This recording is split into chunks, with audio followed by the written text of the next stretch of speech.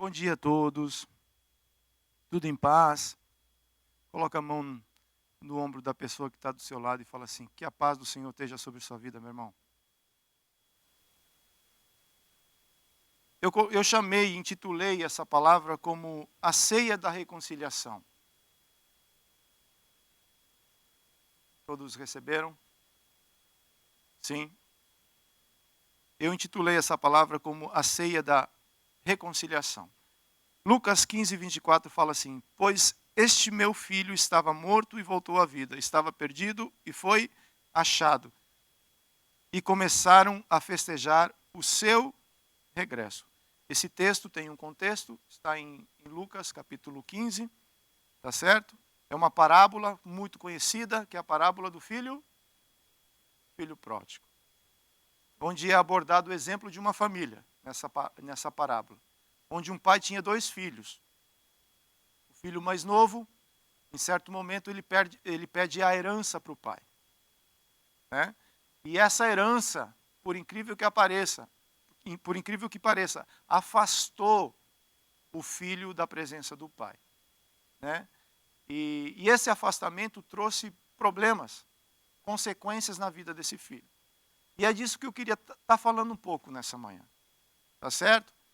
É importante entender que esse filho, ele era um filho mais novo. Culturalmente falando, a herança iria para quem?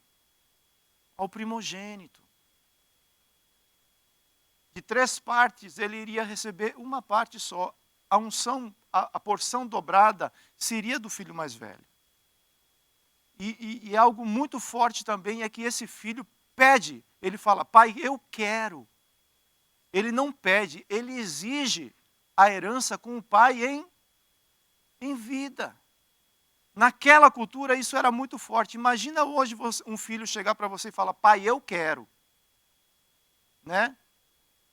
Porque tudo que o pai dá, tudo que nós recebemos da parte do pai é pela graça.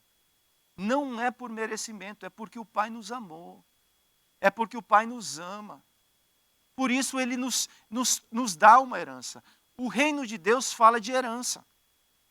Você tem uma herança, mas a herança que você tem como da parte de Deus é algo que o Pai dispôs para você e para mim. Não é por merecimento que você está aqui. Não é por merecimento que eu estou aqui. É por causa de uma herança. Deus preparou uma herança para Adão viver no Éden. Ele preparou. E Deus tem uma herança preparada para nós, que começa aqui na terra ainda e vai se estender para uma eternidade. Mas nós precisamos entender que essa herança, por causa do coração do homem, pelo homem ter se afastado do pai, pelo filho ter se afastado do pai, esse afastamento trouxe consequências. E a primeira consequência que a gente vai estar trabalhando é o egoísmo. O homem passou a ser egoísta. Passou a abandonar os relacionamentos e se tornou orgulhoso. E eu quero ler o que eu estou falando com vocês em Lucas capítulo 15, verso 11. Por favor, me acompanhe a leitura. Fala assim: Jesus continuou. Jesus continuou o quê? Essa parábola do filho pródigo, ela é uma sequência de 2 outras parábolas que vêm antes no mesmo contexto. Que é a parábola da ovelha perdida e da moeda da dracma que se perdeu. E o que isso nos ensina? Nos ensina que a ovelha, sem o pastor, ela se perde. Ela se distrai com as coisas da vida. A moeda, mesmo que ela tenha valor, se ela estiver perdida, ela perdeu o valor, ela precisa ser encontrada. E o filho que abandonou o pai, ele reconheceu que ele era amado pelo pai mesmo sem merecer. Então é nesse contexto de perda e de celebração que a parábola do filho pródigo está inserida. Se perdeu algo, mas ao mesmo tempo foi encontrado. E quando isso foi encontrado, se fez o quê? Uma festa, uma celebração. Por isso que eu chamei essa palavra, estou chamando essa palavra da ceia da Reconciliação, porque eu e você fazemos parte dessa parábola. Fala, o filho pródigo é ele. Não, não. Hoje nós vamos entender que nós éramos esse filho pródigo, que nos afastamos da presença do Pai. Por causa do arrependimento, nós voltamos para a casa do Pai. E por causa do arrependimento, nós fomos reconciliados. E por isso a festa, e por isso nós podemos celebrar a ceia do Senhor. Tá certo? Jesus continuou. Um homem tinha 2 filhos. O mais moço disse a seu pai, pai, quero... Risque, você está com uma caneta, risque, sublinhe, circule essa palavra quero. A minha parte da herança. Assim ele repartiu sua propriedade entre eles. Não muito tempo depois, o filho mais novo reuniu tudo o que tinha e foi por uma região distante. E lá desperdiçou os seus bens vivendo irresponsavelmente. Depois de ter gasto tudo, houve uma grande fome em toda aquela região. E ele começou a passar necessidade. Por isso foi empregar-se com um dos cidadãos daquela região, que o mandou para o seu campo a fim de cuidar de porcos. Ele desejava encher o estômago com as vagens alfarrobeira que os porcos comiam, mas ninguém lhe dava nada. E a primeira coisa que eu quero abordar é o afastamento do Pai nos leva a ser egoístas. O que é o egoísmo? Lucas capítulo 15, a referência está errada. Lucas capítulo 15, verso 12 fala assim, o mais novo disse ao seu pai, pai, quero a minha parte da herança. Assim ele repartiu sua propriedade entre eles. O que é o egoísmo? Literalmente falando, é o eu no centro. É como eu quero e porque eu quero. Esse é o eu no centro de todas as coisas. Quando o Evangelho nos ensina a morrer para mim mesmo. Afinal de contas, eu mereço, sou filho de Deus, né? Você já escutou isso? Sou filho de Deus, mereço o melhor dessa terra. Verdade, mas é preciso entender que não é porque você merece, mas é porque Deus te agraciou, é porque Deus veio ao teu encontro. Então, esse filho que estava em casa, muitas vezes fala assim, ele se perdeu lá fora. Não, ele estava perdido dentro de casa. Ele já era egoísta dentro de casa. Ele só evidenciou isso quando ele sai de casa. Mas dentro da casa dele, ele já estava afastado do Pai.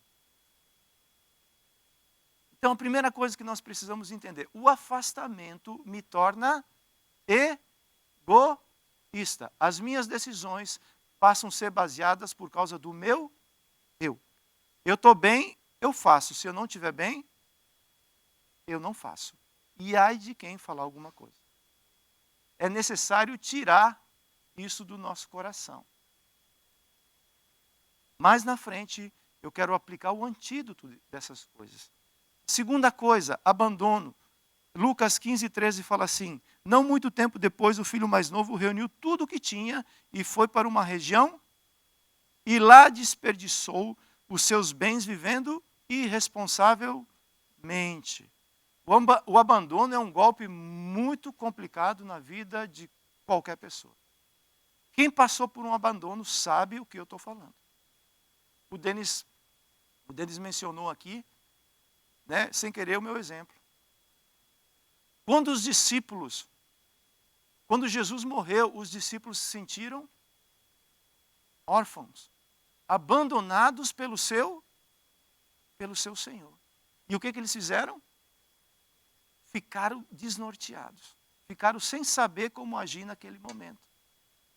Estava lendo e estudando um pouco o que o abandono pode gerar na vida de uma pessoa. O que o abandono gera na vida de uma criança. O que o abandono gera num relacionamento pai e filho, filho e pai. Quando um filho abandona o pai, isso é terrível. Quando um pai abandona um filho, isso é terrível. Esse trauma é carregado para o resto da vida. É necessário restauração. É necessário que a graça de Deus nos alcance para nos curar. Caso contrário, a gente vai viver com esse trauma, que gera afastamento, baixa estima. Aí a pessoa nada consegue, nada dá certo na vida dela. Ela acha que ela não consegue ser feliz, ela acha que o relacionamento dela nunca vai dar certo. Tudo aquilo que ela faz, ela fica com uma barreira na frente dela, por causa da alta baixa estima, que é resultado do abandono e rejeição. A pessoa se sente rejeitada. Nós fomos criados para relacionar. O homem foi criado para relacionar. E nós temos a necessidade de sermos aceitos nos nossos relacionamentos. Quando o relacionamento não funciona bem, a possibilidade de nós nos sentirmos abandonados pela pessoa ou pelas pessoas, por um colega, por um ente querido, isso é muito doloroso, é muito complicado. E foi exatamente o que esse filho fez com o pai dele. Ele abandonou o pai. E como consequência desse abandono, ele se tornou uma pessoa orgulhosa. Lucas 15, 14 fala assim: depois de ter gasto tudo, houve uma grande fome em toda aquela região. E ele começou a passar, me parece que a crise acompanha o orgulhoso. Jonas, por causa do orgulho dele, ele não quis ir para Nínive, foi para Tarso. A crise acompanhou Jonas. Por quê? Porque Deus ama. E Deus quer trabalhar isso daí. O orgulho é um fermento que tem a capacidade de fazer as pessoas crescer de tamanho. Você já viu ou não? Todo mundo tem uma certa altura, mas o orgulhoso, ele se sente maior. Pensar mais de si mesmo, se achar o cara. Você já escutou? Eu sou o cara. Já escutou alguém falando assim? Não. Quando Deus fez, falou, esse é o cara. Pensar, e o problema é que o orgulho faz com que você pense mais de você, você se coloca num lugar altíssimo e faz com que você pense mal dos outros. O orgulhoso não reconhece seus limites, nem as suas debilidades, simplesmente justifica tudo. E isso tem uma justificação. Isso tem uma justificação. Há quem diga que a justificação é falta de humildade. E esse filho começou a justificar tudo. Eu quero sair da casa do meu pai, eu não estou bem aqui. Você entende isso, não? Isso é complicado. Todos esses itens que eu estou falando com você, eles são resultado do afastamento do pai. Mas agora vai acontecer o retorno. Vamos entender o retorno? Lucas 15, 17 fala assim: caindo em si, ele disse, quantos empregados de meu pai têm comida de sobra, e eu aqui morrendo de fome? Eu me porei a caminho e voltarei para meu pai, e lhe direi, pai, pequei contra o céu e contra ti. Não sou digno de ser chamado teu filho. Trata-me como um dos teus empregados. A seguir levantou-se e foi para seu pai. Estando ainda longe, seu pai o viu e, cheio de compaixão, correu para seu filho e o abraçou e o beijou. O filho lhe disse, pai, pequei contra o céu e contra ti. Não sou mais digno de ser chamado teu filho. Três passos que são importantes para nós entendermos o que significa arrependimento. É necessário arrependimento, fala arrependimento. Confissão e mudar a atitude. É um ciclo.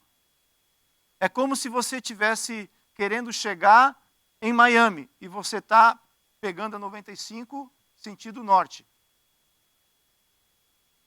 Você vai chegar no alvo? Não. O pecado é isso, ele fez você errar o alvo. Então você está querendo chegar em Miami usando a 95 norte. O arrependimento é você reconhecer que você está no caminho errado. eu confesso, né? Mas depois da confissão tem que acontecer algo. É preciso mudar a direção. Porque se ficar no arrependimento e confissão e não muda a direção, vai tentar chegar em Miami usando a 95 sentido norte. Não vai chegar nunca. Então isso é muito prático. Arrependimento é metanoia, é mudança de direção.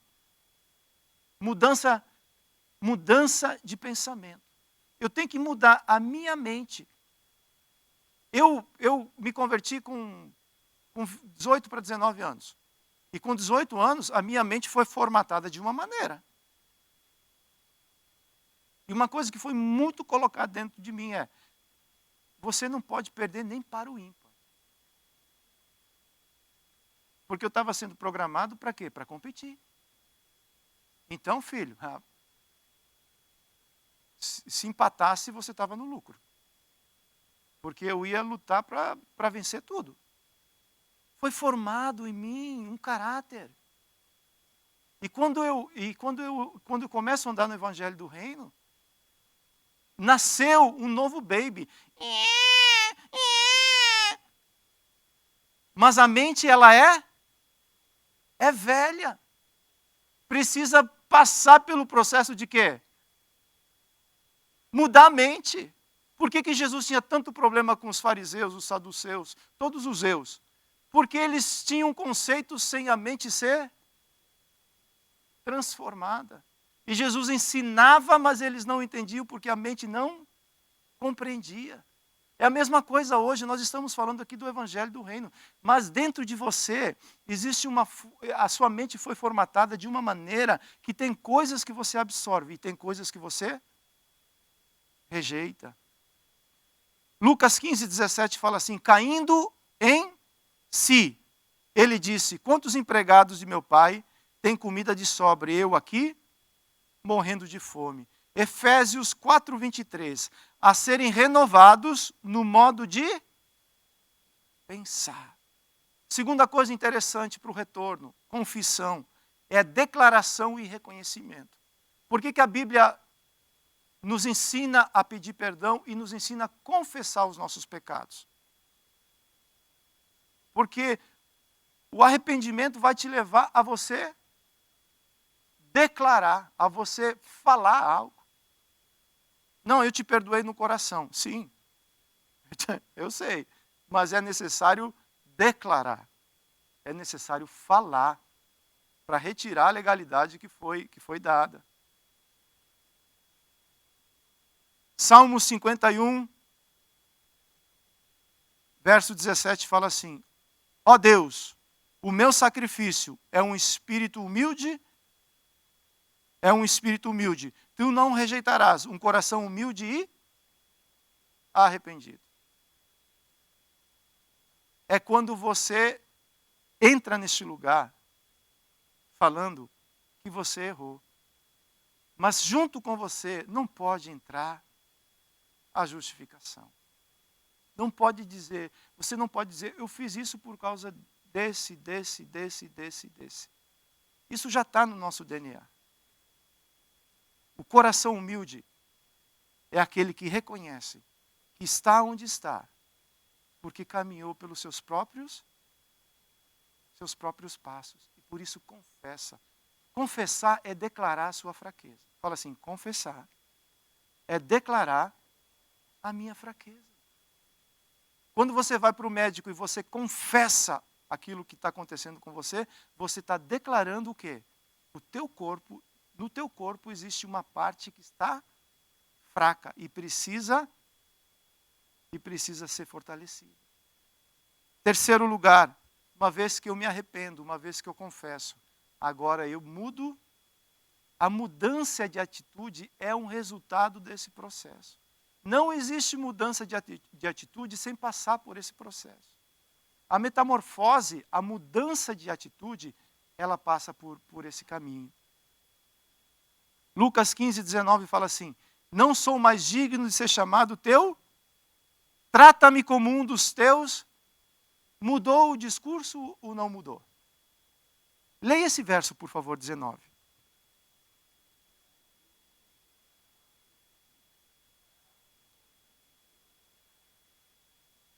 Então é arrependimento, confissão e mudança de comportamento. É a lagarta que se torna uma borboleta. É o mentiroso que passa a viver a verdade. É o preguiçoso, o ladrão, que agora trabalha para ter para ele e para suprir os outros.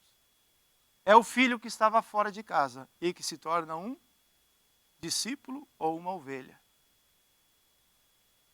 É diferente, não é? O resultado disso tudo que nós estamos falando, ele é fruto desse processo. E o que é que me faz mudar a minha mente? Só tem uma maneira de você mudar a sua mente. É através do relacionamento com a palavra de Deus. Ela é a água que nos purifica. Ela é a água que lava a nossa maneira de ser. É a palavra de Deus que vai revelar o caráter de Cristo. E a palavra de Deus que vai transformar o teu caráter.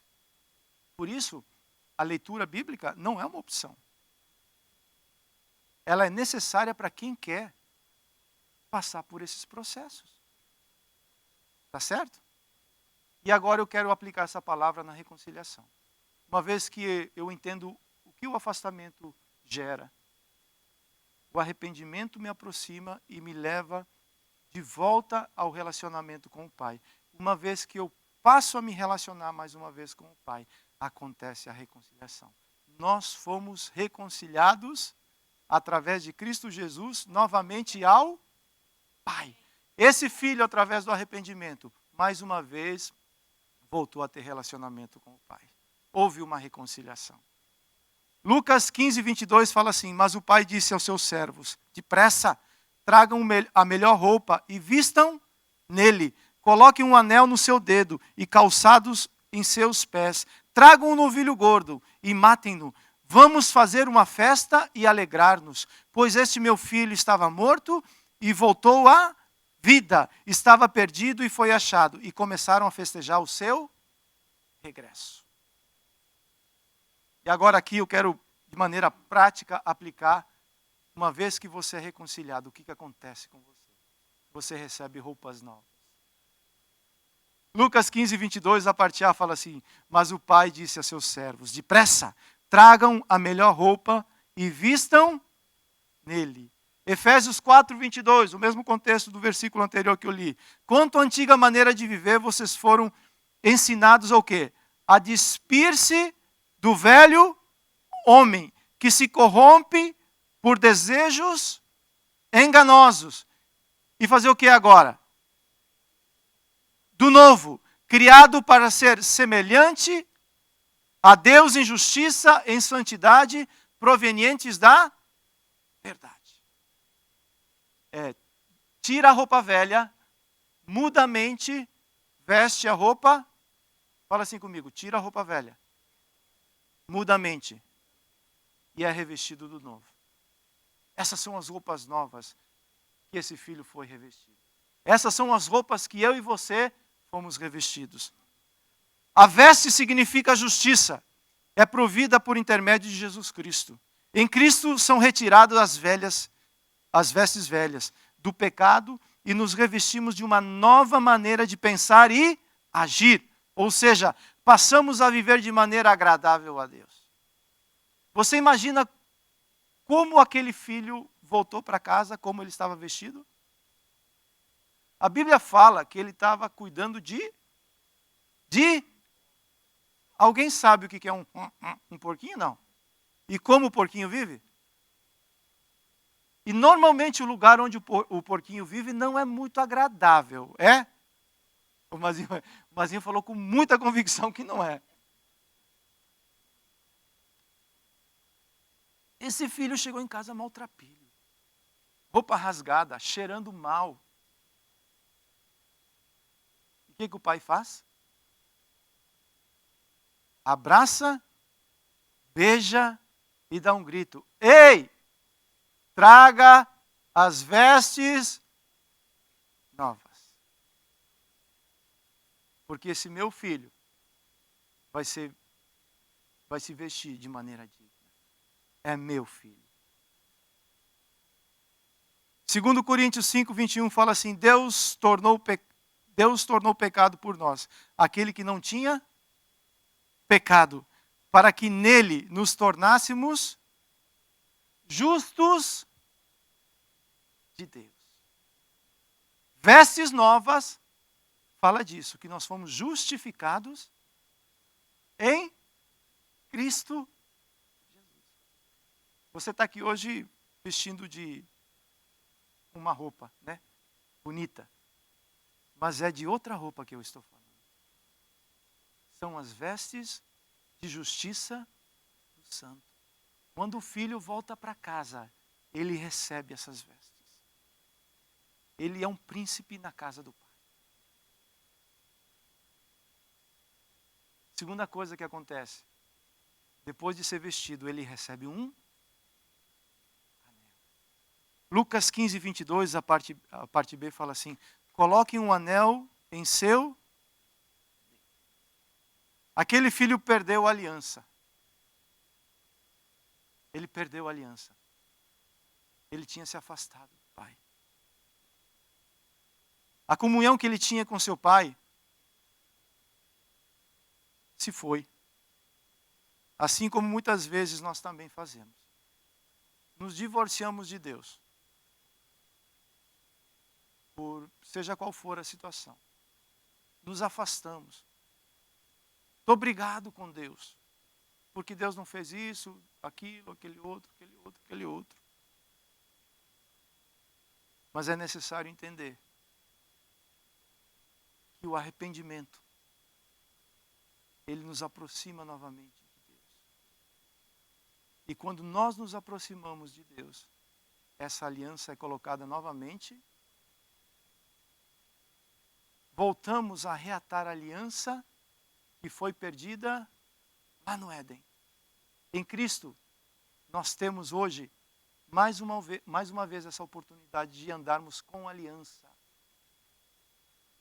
com Deus. O nosso Criador, nosso Pai, nos perdoa através de Cristo.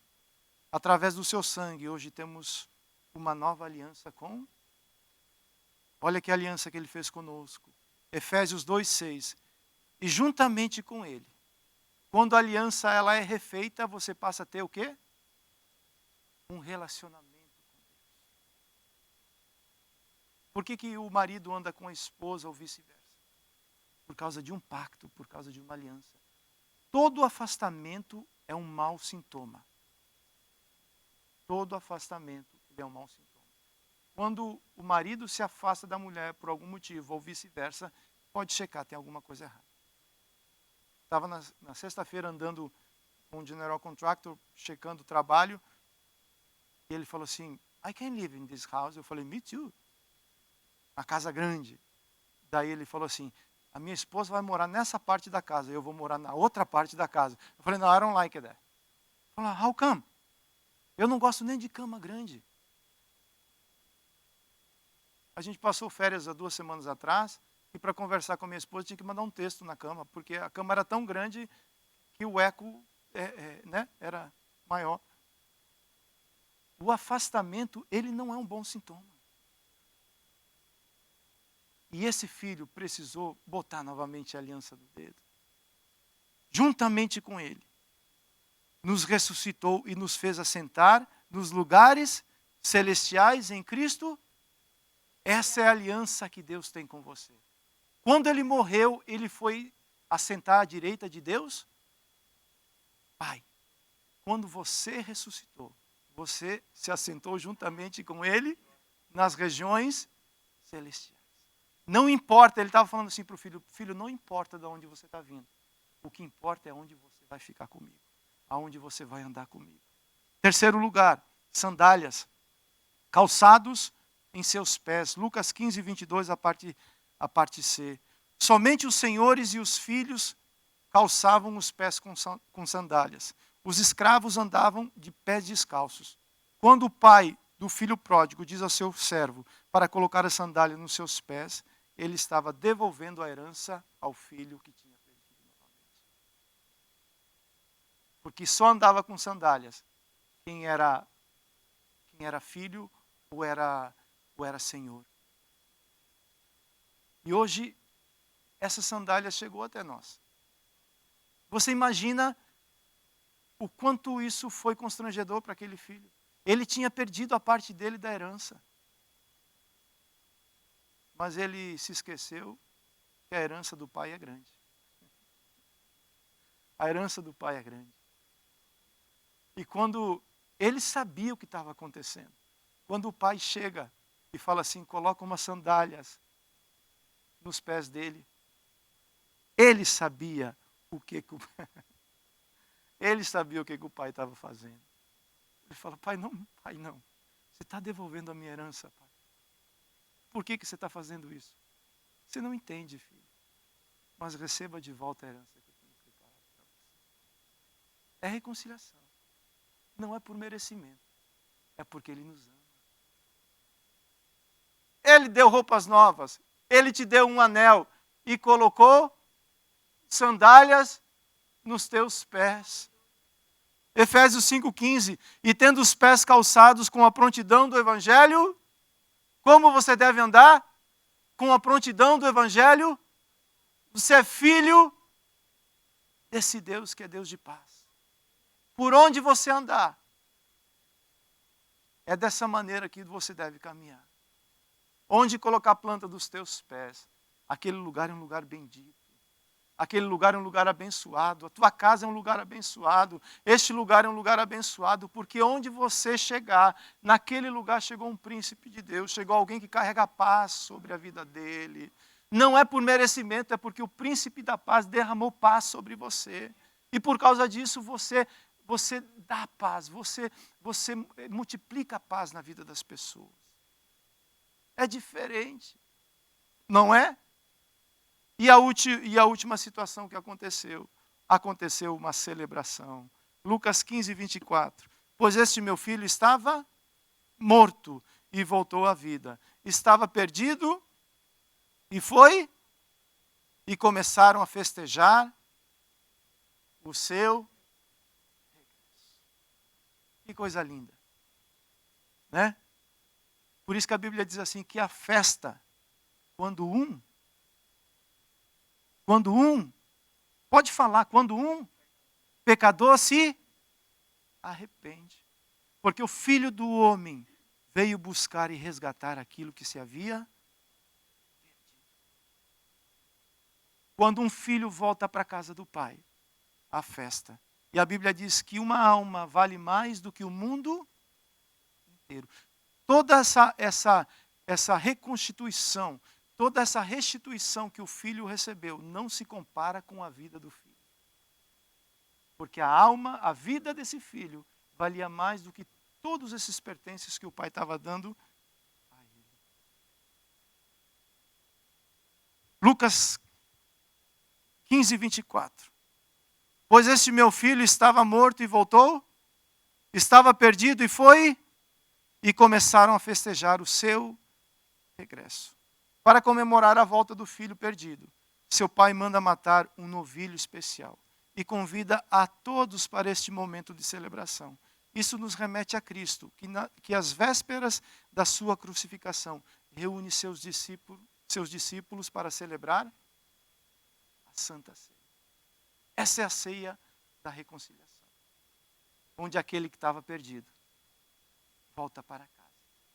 E porque volta para casa, é vestido com roupas novas, recebe um anel, é calçado com sandálias e há uma festa. E agora nós vamos celebrar a ceia do Senhor, porque você é filho e está na casa do Pai.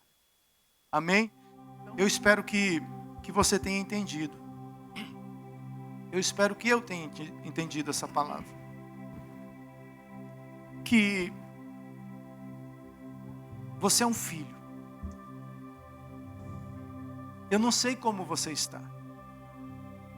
O que eu sei é que o nosso Pai está neste lugar e tem graça e favor sobre as nossas vidas. Tem vestes novas, tem um anel para refazer a aliança, tem sandálias para dizer que e reconhecer que é filho, e uma celebração. Porque assim como a ovelha que tinha sido perdida, quando foi encontrada pelo pastor, foi feita festa, da mesma maneira que a mulher, quando perdeu a dracma, quando encontrou, fez festa, assim também o pai, quando o filho voltou para casa, fez uma celebração.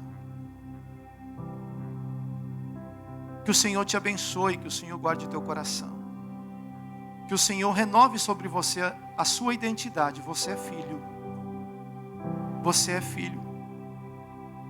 E a graça e o favor de Deus é tão grande que ela é capaz de refazer pelos caminhos que você andou a sua identidade.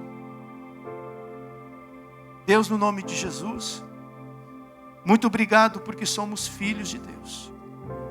Muito obrigado porque os nossos pecados foram perdoados. Muito obrigado, Senhor, pelo teu sangue vertido naquela cruz, porque o teu sangue nos purificou e nos justificou. Muito obrigado, Senhor, porque fomos reconciliados com Cristo Jesus. E através de Cristo temos acesso ao Pai, que é bom, que é amoroso, que nessa manhã está neste lugar, dizendo que nos ama, dizendo que enviou o seu Filho por amor a nós, e juntamente com Cristo nos dará todas as outras coisas. Senhor, eu quero abençoar cada vida que aqui está, cada vida que nos ouve, independente de qual for a situação, que esse dia seja um dia de reconciliação.